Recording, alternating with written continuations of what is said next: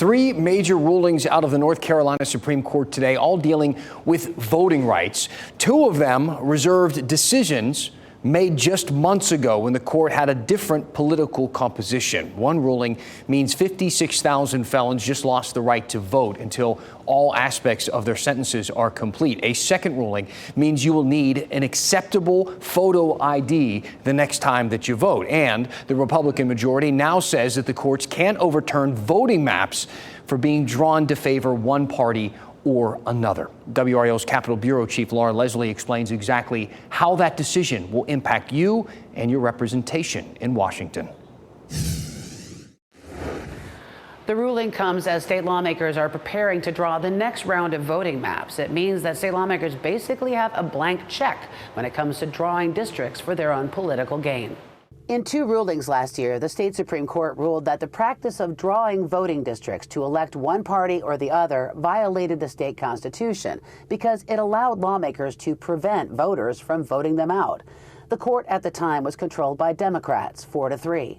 But last fall, Republicans picked up 2 seats and won control of the high court, 5-2.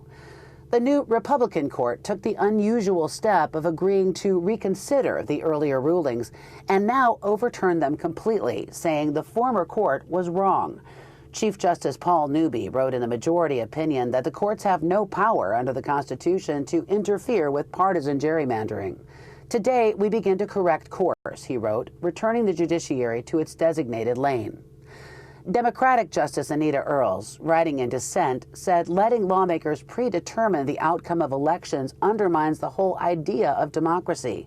In a single blow, she wrote, the majority strips millions of voters of this state of their fundamental constitutional rights. Realistically, this gives them freedom to be able to push the envelope as far as they can. Catawba College political scientist Michael Bitzer said the U.S. Supreme Court has also refused to block gerrymandering, so there's essentially no check or balance on it now, especially at the congressional level.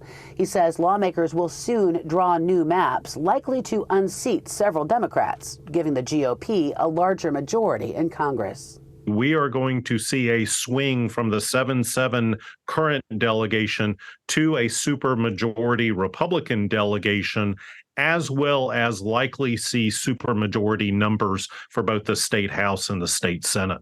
You might remember that this case went all the way to the U.S. Supreme Court last December. They haven't ruled on it yet, and Bitzer doesn't think they will since today's state Supreme Court ruling resolved that issue. Laura Leslie, WRAL News, Raleigh.